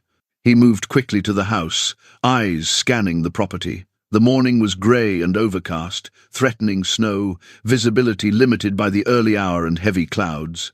Perfect conditions for someone who didn't want to be seen approaching. Inside, Grace had already locked all the doors and windows. She stood in the kitchen with Roy's rifle in her hands, her face pale but determined. Roy had taught her the basics over the past week, just in case. "Did you see anyone?" she asked. "No, but the sensors don't lie. Someone's out there." Roy pulled up the camera feeds on the computer. "Sheriff's been notified. They're on their way." They watched the screens together, searching for movement. For several minutes there was nothing. Then Grace gasped and pointed. There, by the storage shed, a figure in dark clothing, moving deliberately toward the house. The camera angle wasn't good enough to see the face, but the build and movement were familiar. Malcolm. The phone rang, making them both jump. Roy answered it. "Hello?" "Roy." Malcolm's voice was calm, reasonable. "We need to talk, face to face, man to man. I've got nothing to say to you. And the sheriff is on the way. I know. I called them myself, actually. Reported a trespassing situation at your address. Should create some interesting confusion when they arrive." Roy could hear the smile in Malcolm's voice. "But that gives us about 30 minutes. Plenty of time for a conversation. Stay away from my house. I'm not here to hurt anyone, Roy. I just want what's mine. Send Grace out, and I'll leave peacefully. You'll never see me again." Grace was shaking her head frantically, but Roy had already made his decision. "That's not happening. Then you're forcing my hand." The reasonable tone dropped away, replaced by cold anger. "I tried to be civilized about this. I gave you chances to do the right thing. But you've chosen to harbor my wife, to interfere in my marriage, to make this personal. Your ex-wife. And she's staying right where she is. We'll see about that." The line went dead. Roy and Grace looked at each other, then back at the screens. Malcolm had disappeared from view. "Where did he go?" Grace whispered. They scanned all the camera feeds, but Malcolm had vanished. Either he'd found the blind spots in their coverage, or he was waiting, letting the tension build. "Grace, listen to me." Roy kept his voice steady despite the fear coursing through him. "We stay in the house, doors and windows locked. He can't get in without making noise, and the second he tries, we'll know. The sheriff will be here soon. You don't know Malcolm like I do. He's planned this. Whatever he's going to do, he's thought it through." She was right. This wasn't a heat of the moment. Confrontation. Malcolm had been watching, waiting, studying their patterns and defenses. He wouldn't act unless he believed he had the advantage. A sound from the back of the house made them both freeze. Footsteps on the back porch, slow and deliberate. Then Malcolm's voice, loud enough to carry through the door. "Grace, I know you can hear me. I know you're scared. But this has gone on long enough. You belong with me. We took vows, for better or worse, remember? In sickness and health." Grace's hands tightened on the rifle. Roy moved closer to her, protective. "I've been patient," Malcolm continued. "More patient than you deserved. But my patience has limits. Come out now, and this ends peacefully. Make me come in there, and things get complicated. People could get hurt. Roy's a good man, Grace. Do you really want his blood on your hands?" "Don't listen to him," Roy said quietly. "He's trying to manipulate you." "I know," but Grace's voice was shaking. "But he's also right that he won't stop. And if you get hurt because of me, I won't." They heard him testing the back door, rattling the handle. Then silence again. "He's circling," Grace said. "Testing for weaknesses. It's what he does. He's patient when he's hunting."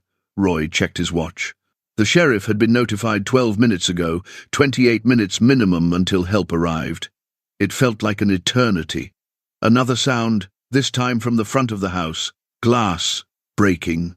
Roy and Grace ran to the living room and found a brick lying on the floor, surrounded by shattered window glass. Cold air poured through the broken window, but it was what they saw outside that made Roy's blood run cold. Mercy's stall door was open, and the donkey was gone. "No," Roy breathed. That son of a bray echoed from somewhere past the barn. Mercy, distressed and calling for help. Grace grabbed Roy's arm. "Don't. It's a trap. He's trying to draw you out. I know, but I can't leave her out there with him. Roy, please. It's what he wants. The second you step outside." She was cut off by another sound, this time from the side of the house. Something being dragged. Then the unmistakable smell of gasoline began to seep through the walls. Roy's mind raced. Malcolm was eliminating their options, backing them into an impossible choice. Stay inside and risk fire, or go outside and face him directly. "The rifle," Roy said quickly. "Give it to me." But Grace was already moving toward the back door, her face set, with terrible determination. "No. This ends with me. I'm what he wants. I'm what he's always wanted. And I'm done running." "Grace, don't!" She pulled open the back door before Roy could stop her, stepping out onto the porch with the rifle raised. Roy followed immediately, refusing to let her face Malcolm alone. Malcolm stood 20 feet away, a gas can in one hand, matches in the other. Behind him, Mercy was tied to the fence, struggling against the rope. "There she is," Malcolm said with satisfaction. "My brave wife, finally ready to come home." Grace's voice was steady, stronger than Roy had ever heard it. "I am not your wife. I am not your property. And I am not afraid of you anymore." Malcolm smiled, but his eyes were dead and cold. "Oh, Grace, you should be." The standoff held for 3 heartbeats. Malcolm with his matches and gasoline, Grace with the rifle, Roy standing beside her, every muscle tensed for action. And somewhere in the distance, the sound of sirens beginning to wail. Malcolm heard them too. His expression shifted, calculation replacing confidence. "Time's running out, Grace. Make your choice. Come with me now, or I burn this place to the ground with your protector inside." "You won't." Grace's voice was rock steady now, and Roy realized something had fundamentally changed in her. The fear that had defined her for so long had transformed into something else, rage, perhaps, or simply the decision that enough was enough, because you need me to choose you. Dragging me away at gunpoint or from a burning building doesn't prove you won, it proves you lost. Malcolm's jaw tightened. "You think you understand me? You think you know how this ends?" "I know exactly how this ends. You go to jail for arson, for assault, for stalking, for violating a restraining order across state lines. All the things you've done that you thought you were too smart to get caught for." Grace gestured with the rifle. "And I know you're standing in clear view of 3 separate cameras, holding gasoline and matches, with a retired detective's knowledge of how this looks. So go ahead, Malcolm, light that match. Give them the evidence they need to lock you up for years." For the first time, uncertainty flickered across Malcolm's face. He glanced toward the house, finally noticing the cameras Roy had installed. His professional training warred with his obsession, and Roy could see the moment the former started to win. "Grace, put down the gas can, Malcolm. Put down the matches. Step away from the donkey. The sheriff is 2 minutes out now, maybe less. You can walk away from this with a trespassing charge, maybe stalking if they push it. Or you can commit arson in front of multiple cameras and spend the rest of your life in prison. Your choice." The sirens were close now, very close. Malcolm looked from Grace to Roy to the approaching sound of help, his face working through emotions too complex to name. The control he'd spent years maintaining was slipping away, and they all knew it. He set down the gas can slowly, the matches followed.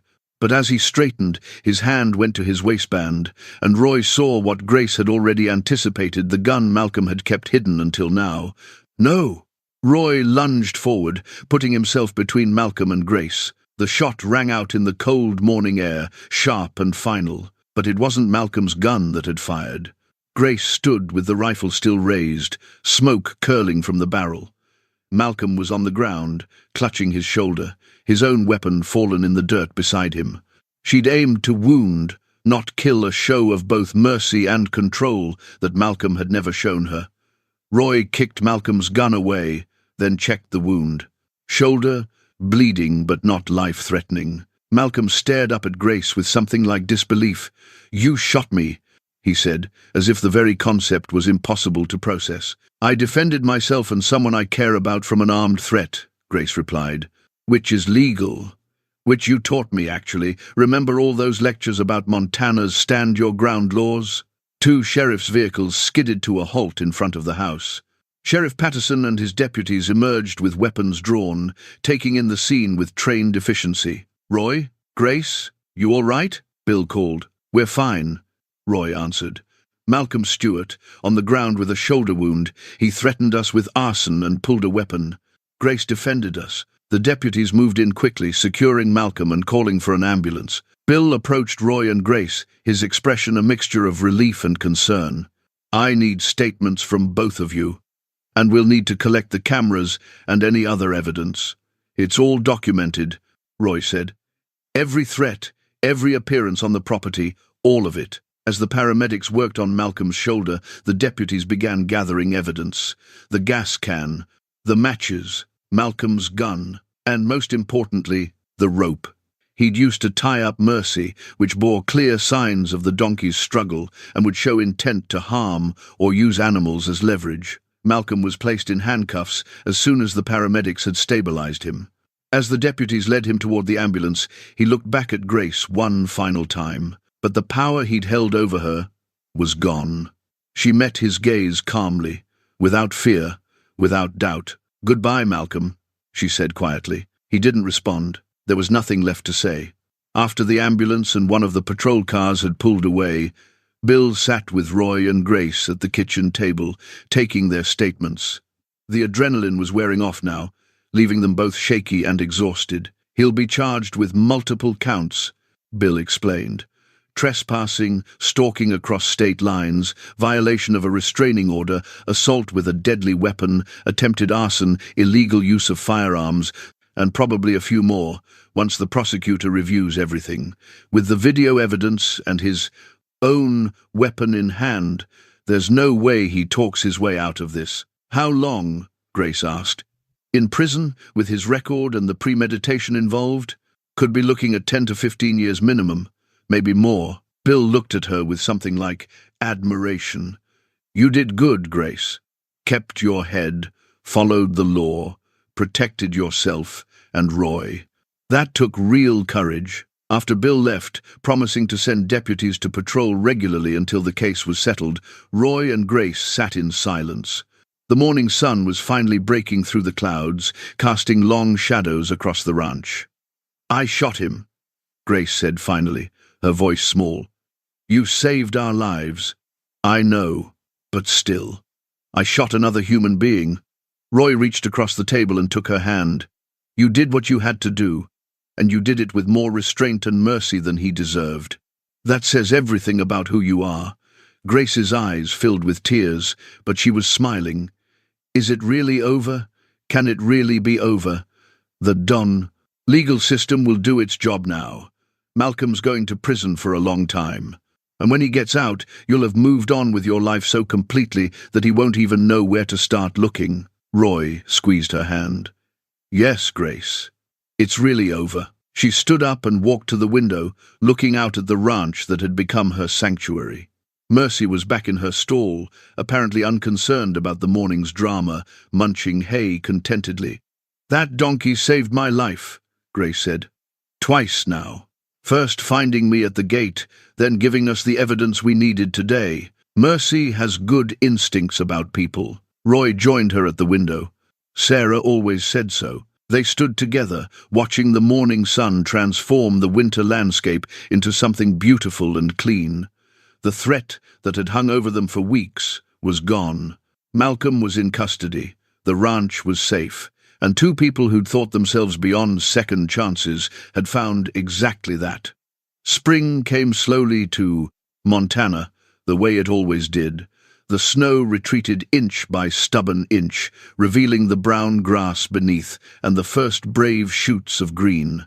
The creek began to flow again, its voice a constant murmur that Roy had missed during the frozen months.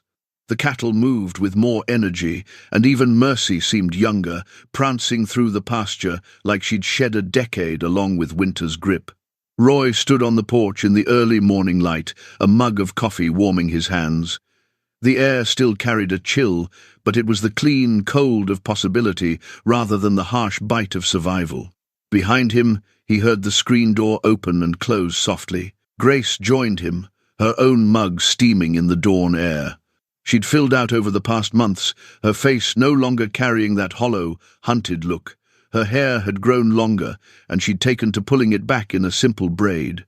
The bruises had faded completely, and though Roy knew some scars ran deeper than skin, she carried herself with a quiet strength that seemed to grow each day. They stood in comfortable silence, watching the sun paint the eastern ridge in shades of gold and pink. This had become their morning ritual, coffee on the porch, greeting the day together without need for words. Sometimes the best conversations were the ones that didn't require speaking. "Jennifer called yesterday while you were in town," Grace said finally. "I told her you'd call her back." Roy smiled. His daughter had been surprised when he'd finally told her about Grace, though she'd hidden it well. The weekly phone calls had taken on a different quality after that, less worried, more curious. Jennifer had even suggested coming out for a visit in the summer, bringing her husband and the grandkids Roy rarely saw. "I will," he said. "She's persistent. She cares about you. That's not persistence, that's love." Grace had a way of cutting through to the heart of things. It was one of the qualities Roy had come to appreciate most about her. She didn't waste words or dance around difficult truths. Life had worn away her tolerance for pretense. "You hear from your sister?" Roy asked, though he already knew the answer. Grace had started writing letters, actual handwritten letters on paper, and mailing them to an address in Oregon. She hadn't received any responses yet, but she kept writing anyway. "Not yet, but I will. She needs time to trust that I'm really okay." Grace took a sip of her coffee. 20 years is a long time to be lost. Can't expect people to just welcome you back overnight. Roy understood that better than most. Grace had told him her full story over the winter months, piece by piece like a puzzle being assembled in the firelight.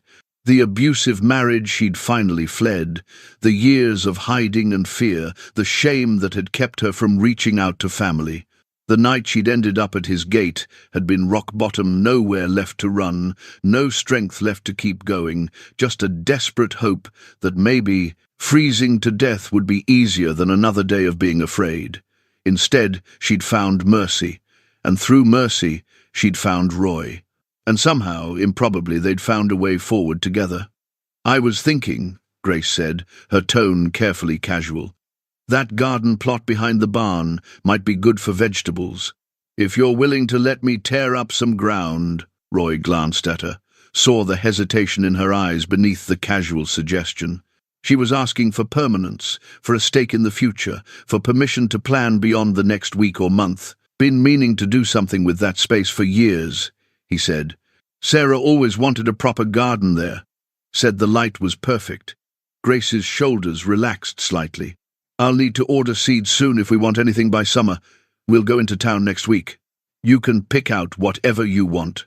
The "we" hung in the air between them, comfortable and right. They'd become a "we" so gradually that Roy couldn't pinpoint exactly when it had happened. Somewhere between teaching Grace to bottle feed the orphaned calf and her teaching him to make bread from scratch. Somewhere between the long evenings working on the quilt together and the quiet mornings like this one. Somewhere between two broken people and two healing souls who'd found unexpected grace in each other's company. Mercy wandered up from the barn, her bridle jingling softly. She'd taken to checking on them each morning, as if to make sure they were both still there. Grace reached down to scratch behind the donkey's ears, and Mercy leaned into the touch with obvious contentment. "Thank you, girl," Grace said softly, "for finding me, for not giving up." Roy watched them together, the woman and the donkey who'd saved each other on a frozen night. Sarah had been right about Mercy all those years ago. She was good company, and she'd had one more act of mercy left in her old bones. The wedding ring on Roy's finger caught the morning light. He'd stopped, twisting it absently sometime over the winter. It was still there, still part of him, but it no longer felt like a chain holding him to the past. Sarah would have liked Grace, he thought. She would have appreciated her quiet strength, her willingness to work hard, her gentle way with wounded things. And Sarah would have been glad he wasn't alone anymore. "Should probably check on that calf," Roy said, finishing his coffee. "Make sure she took her bottle this morning." "I'll come with you," Grace said. "Then we can start planning that garden." They walked together toward the barn, Mercy trailing behind them like a guardian spirit. The Montana prairie stretched out in all directions, vast and indifferent and beautiful in its harsh way. This land had witnessed 3 generations of Callahans, had seen love and loss, birth and death, the endless cycle of seasons that cared nothing for human concerns. But it had also seen 2 broken people find each other when they'd both given up on being found. It had seen loneliness transform into companionship, silence into conversation, separate griefs into shared hope. Roy looked at Grace as she opened the barn door, saw the small smile on her face as she greeted the cattle, and felt something he hadn't felt in 5 long years. Peace. Not the peace of forgetting or the peace of ending, but the peace of continuing. The peace of morning coffee and garden plans, and another day of living instead of just surviving. The quilt they'd made together hung over the back of the living room couch, visible through the window, a patchwork of old and new, past and present, sewn together with careful hands into something beautiful and warm. It would never replace Sarah's memory, and Grace would never erase the years she'd lost. But maybe that wasn't the point. Maybe the point was that even after everything, after loss and grief and mistakes and running and freezing and breaking, there could still be morning light on the porch. There could still be a garden planted in hope. There could still be two people who understood each other's silences and chose to stay anyway. Roy had lived alone for years, convinced his story had ended with Sarah. He'd been wrong. The story had simply been waiting for the next chapter, for a frozen night and a faithful donkey and a woman who needed finding just as much as he'd needed to be found. Spring had come slowly to Montana, but it had come, and with it, the promise that some things could grow again, even in the hardest soil. Inside the barn, Grace's laughter rang out as the calf butted her hand, demanding attention.